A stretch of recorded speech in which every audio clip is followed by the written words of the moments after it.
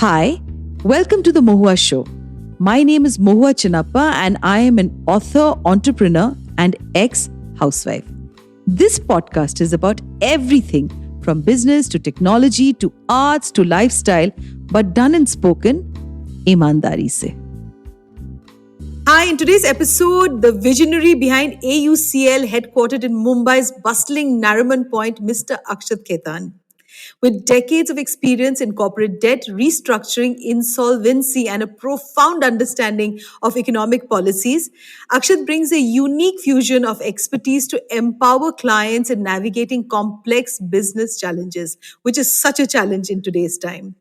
Today, we aim to gain insight from Akshat's vast knowledge and innovative approach in the corporate world. So, Akshat, welcome to today's episode. And मेरे ख्याल से आपके जो आज का episode हमारा है, बहुत सारे लोग एंटरप्रेन्योरशिप तो इतनी बड़ी इंडस्ट्री बन गई है और मैं तो बैंगलोर से हूँ जहाँ पे everybody is an entrepreneur, including me. So I think this is going to be a very, very insightful and a very interesting conversation. So the first question is that you've had a remarkable journey, in the corporate and legal advisory field, culminating in the founding of AUCL. Could you just share with our listeners, the inspiration, the vision that led to the establishment of this one-stop solution for corporate strategies, mergers and acquisitions, financial advisory, and all the other things that I may not have been able to cover?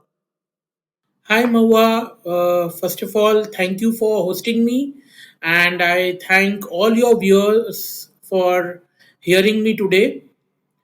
On my journey, let me tell you where I have landed up today is by an accident. I actually happened to visit certain financial institutions, meet certain close peoples who have faced banking issues, legal issues, and somewhere I felt that they all have their own solutions, but there is no one to carve out and to handhold them in these dire situations, because of which it becomes a snowballing problem and they continuously get trapped into this problem. So we started very young, very early in identifying such people, trying to help them on a very small term basis of hand holding them, solving their banking issues, and then we realized that this is a big disease. It's like a pandemic, and it needs to be addressed because to create a new resource, it takes a lot of effort. But here the resource is already there. We only need to rebirth it with the existing facilities, with the existing environment, with the existing ergonomics, and with the existing people. So that is how this idea culminated, and slow and steady wins the race. You and I both know. So finally, we landed up establishing AUCL, and we are advising corporates, individuals, HNIs across the globe today in all their legal, banking, growth oriented mergers, acquisitions, amalgamations, all what you call under the financial sphere. How does AUCL see itself with all the other banks actually and the other management companies who also offer these services? Why would a person get in touch with AUCL that would be different from going into an organization that is probably with a bank that deals with that? It'll be lovely for our listeners because many people have businesses where they hesitate to go into these very large organizations. So what is it that they need to do if they want to get in touch with you? So, Mawa, the reason why AUCL is important because it acts as a catalyst to facilitate the equation between a financial institution and between a person who is in financial need, between a person who is a litigant and taking him to the doors of judiciary where justice is imparted, making their problems simple by making them understand, breaking it from complexities, and giving a real based, you can say, very curt solution. That if it happens this way. If it doesn't happens, then these are the alternatives. No point wasting your time, money, and energy into beating around the bush. So, for every financial organization, there are certain procedures, there are certain compliances, For an individual person who is in need of financial assistance, be it on the credit side or on the recovery side, or be it on the litigation side, he is at the receiving end. So he feels whatever he is told to him is right. But if there is somebody to explain him that, look, these are your rights, you are a defaulter, you have defaulted the bank, but still you have these rights, and these rights will enable you to ultimately repay the bank. So then it becomes a win win situation for the financial institution as well as for the borrower. This is a very niche segment. I think this is important thing that you said, Akshat, because a lot of people don't know how to deal with this sort of a problem. So, Correct. this is, I need you to repeat this line once again for our listeners that if they are caught in a situation, they need to get in touch with AUCL for, getting this sort of advice where they can look into all the areas where they can get into a win-win situation and not get extremely intimidated with a default of Of payment. course, because our former RBI governor said that Raghuram Rajan, that the intent is important. Whether you're a defaulter by circumstances or whether you're an intentional or fraudulent or willful defaulter, we all make mistakes. Defaults are nothing but mistakes. But if we have the willingness to rectify, then apple and oranges cannot be given the same treatment for their growth. Golden words, Akshat. These are golden words, absolutely. And this is so hopeful, because I think it's about the intent, which is an extremely important part. Now, you know what? Can you just share with us an example? Because you've had this whole 360 degree thought process, for any successful resolution that you've had with a client. You don't need to name the client, but you can just tell us that a challenge that they came to you with and how did you resolve it. It'll probably help some of our listeners understand. I'll give you two examples, one on the legal side and one on the restructuring or the banking side. We had this client of ours who is 96-year old, having the next generation, also has all the directors in his company, banking with a bank for more than 3 decades, and being a successful borrower. As a victim of circumstances, he defaulted. After defaulting, he was ready to pay money, but time and COVID situation were acting against him. So the bank came to his doorsteps to take the possession of his property. Now imagine a 96-year-old man who cannot walk, wants to pay the money, has the resource to pay the money, only needs a legitimate time permissible under law. You will not imagine. At 4 p.m., the lower court said no, you have to get out of your property. At 4:30, we took him to the higher court in the evening and his house was saved because the judiciary, the judge heard us, he found merit in our argument, we complied with our bona fides, and today the situation is that he's paying the bank and he's staying in the same house. Now imagine if there is no AUCL. Who will take you to 30 minutes to a higher court, file your application, get it numbered, get it listed, request the judge, present your case in a manner in which it has to be presented? So that is where our role becomes important and predominant. On the banking side, also, there is a company which had around 15 lenders. Almost everybody, every public finance institute was a lender. Now, the bank was continuously doing litigation after litigation after litigation on the borrowers. The borrowers came to us that, look, if the bank does this, we will be unable to pay. So we, along with all legitimate mechanisms of recovery of RBI, formulated proposals, roped in investors from abroad, make them sit with their bankers, because once you default, the banker and you don't see eye to eye. You are a chore police. Make them sit on the same table and got them a resolution and made the bank understand that, look, you may litigate, it's your birthright, but ultimately your commercial wisdom will go to dogs because you are not going to earn any money out of it. You have not done charity, you have charged interest, and these people have done business with you. So let us apply a little business mind for 3 months. If we fail, you can continue litigating. Today, that company is out of the mess, and they are getting relisted on the Bombay Stock Exchange. Wonderful, wonderful, Akshat. That's phenomenal. That's phenomenal. Wow. So, in this entire diverse and dynamic economy like India, you've highlighted the importance of inclusive economic policies. And, this statement actually goes, so deeply into the entire um, growth and value creation for enterprises in society. Can you just explain a little bit about this whole area? See, ours is a developing economy. We are growing at the fastest pace in the world. Now, here, in the times when we talk of single window delivery mechanisms, Make in India, Swachh Bharat, Digital India, Stand Up India, we have everything on the table. We have a lavish buffet with all the possible cuisines of the world available for our citizens. But what we need is economic integration. The gap that exists between the production and consumption function needs to be narrowed. Fiscal discipline is important, but fiscal disparity also needs to be addressed.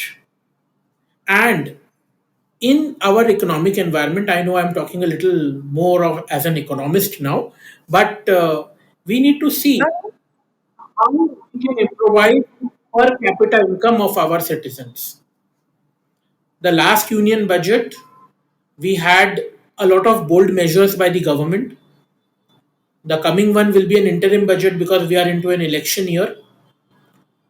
But with the vision of this government, I am very confident that we will continue this momentum and more economic parity, more fiscal equilibrium will be seen in our economy, and this disparity, which exists due to non-integration of services, will have been addressed.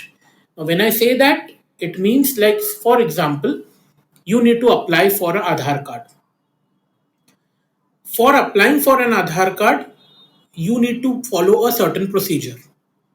You need to apply for a PAN card. There is a certain procedure. You need to apply for your passport. There is a certain procedure. You need to open a bank account. There is a certain procedure.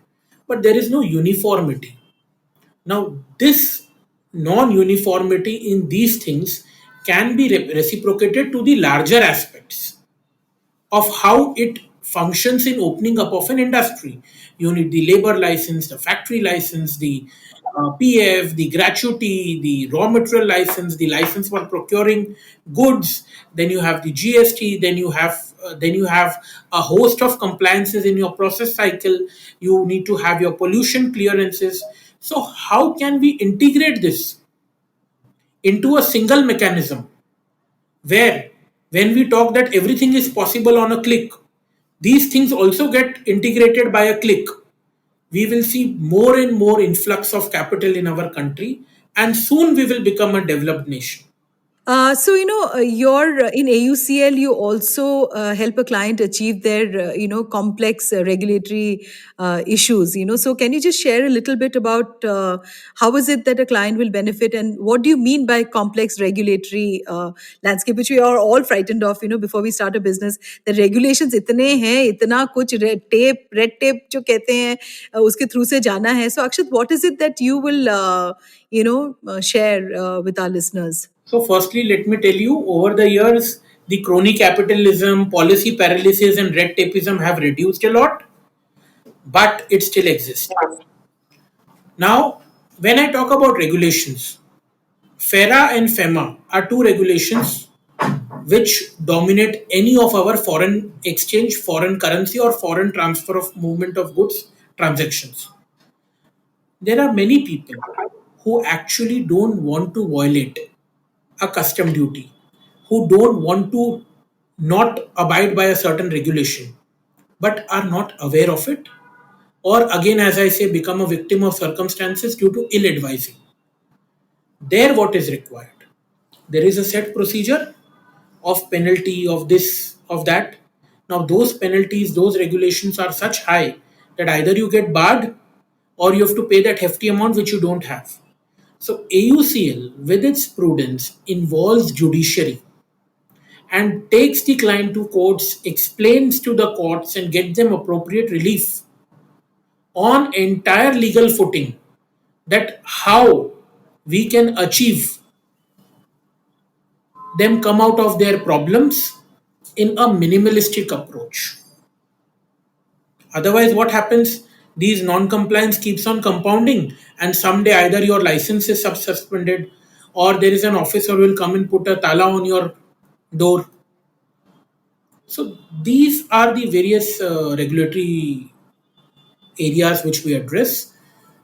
Apart from this, now we also have cross-border insolvency,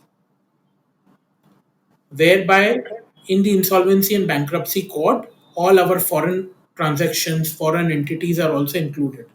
So AUCL also provides expertise in those areas.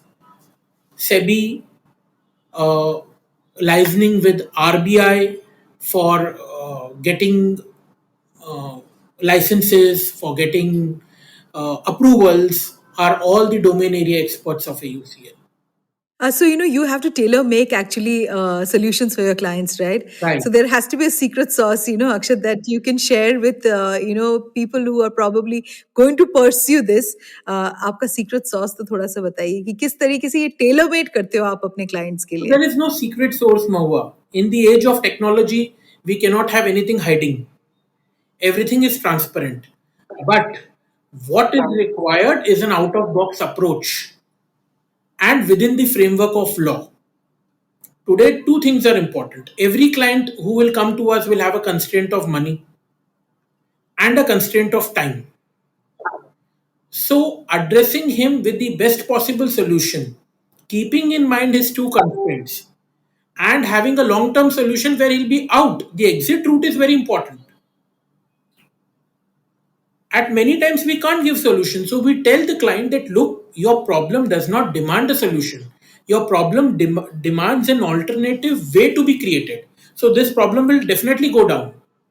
So it's all about customization, and every problem has got an every unique solution. Many a times, what people call problem is not even a problem. It's an opportunity, but it is just the expertise of AUCL in inculcating and making the customer and client understand of what it is. So you're a renowned expert, in corporate debt restructuring and insolvency. So what do you see as the most significant challenges and opportunities in this field, especially in the context of India's economic landscape? Every day it's changing, and there's so much growth that's also happening, and yet there is many places that you keep hearing about companies that are just going bankrupt, right? So can you just tell us a little bit about this? So the Insolvency and Bankruptcy Code was enacted in 2016. What was the aim? It was threefold aim. One is maximization of asset value. Second is creating a time value of money. And third, that when you are in problem, the agenda should not be recovery but revival. Over the years, I would say to a large extent, we are in the process to achieve this, but a lot needs to be done because the monotonous approach of the judicial system in this respect, dependency in the tribunals and courts, and the lethargy to adopt to innovative approach of all stakeholders in this field are doing nothing but making this entire code a scrapyard. If we don't today proactively start providing solutions, start doing amendments, which the Parliament of India has to do in this code, very soon we will see the recovery rate will go down, the revival rate will go down, and this will become redundant, same as the Sika which existed earlier.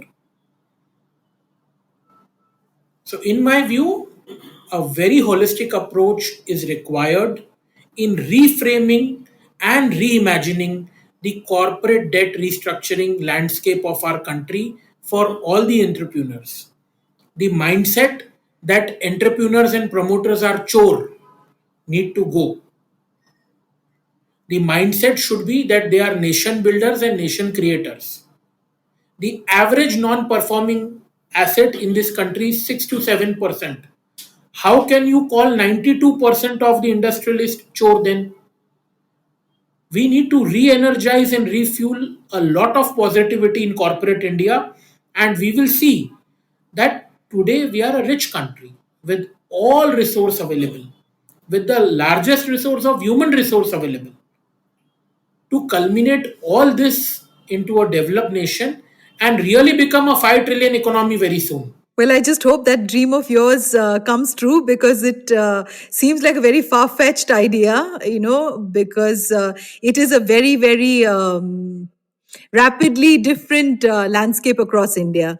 And but you know what, Akshat, I think with your success with AUCL, I would like you to give advice for aspiring businesses or entrepreneurs. How is it that they need to overcome challenges when they are faced with it? वो बहुत मुश्किल हो जाता है. How do you come, go over and get over it? So, what are the things that you would like to share with them, especially being a successful entrepreneur yourself? There is only one mantra which I always tell all the corporate Indians, that one is perception and the other is ground reality. The day the promoters and corporate citizens of this country realize that your perception may be very high, but if the ground reality does not permit or has a limitation, we should see how we bridge that gap. And success is only the gap between that perception and the ground reality. Be it any field, be it any sphere, be it any situation.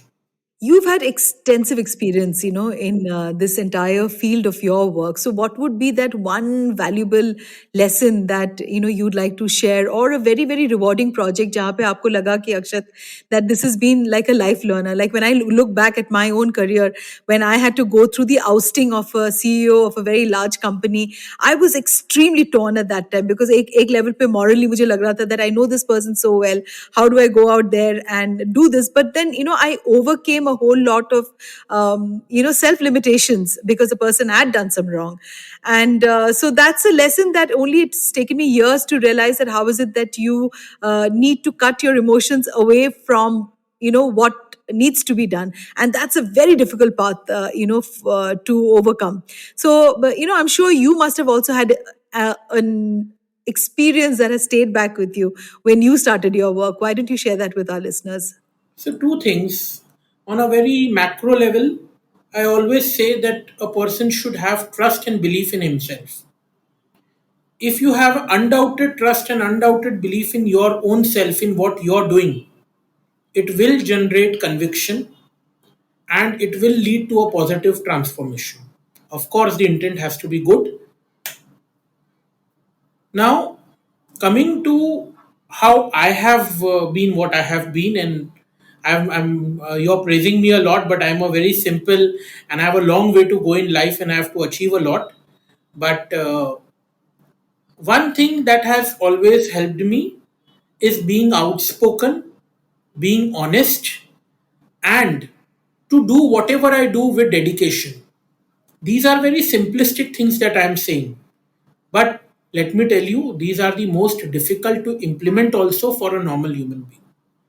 And if he just follows these basic principles, then the world is ours. Every Indian has got the highest possible elasticity of success. It is only how you enlarge it and how you view it. Wonderful. You're absolutely, I mean, the work that you're doing is amazing. So I'm not praising you just for nuts. It's because I, went through all the work that you've been doing. And that's the reason you're also on the Mohua show, because, people like you who may not be very highly read, heard, and seen. And that's why you need to be on our show for all the emerging entrepreneurs to know that we have a company like AUCL where they can get in touch whenever they're faced with situations like this. So, the last question that I need to ask you, Akshat, is that what are your aspirations and goals for AUCL, and how do you, envision the firm's contribution in the corporate world, in the coming years? So, tell us a little bit about that. So, my aspiration and my vision for AUCL is to be the topmost pioneer, nothing less of that, and in the least possible time in the field that we operate, imparting the best possible wisdom, legal services, and corporate advisory services to all our clients. Secondly, by doing this, we are indirectly nation building. So, our patriotic dream follows our professional dream. and that is what we are all about. Thank you so much, Akshat. And last, who has been the inspiration behind Akshat Khetan? So the sole inspiration behind Akshat Khetan has been his grandfather, late Om Prakash Khetan. He is no more with us today, but he's my sole inspiration. He was an industrialist, and I have learned life, how to live life, how to overcome challenges in life, and how to grow from him. Fantastic. Thank you so much, Akshat, for being on today's episode.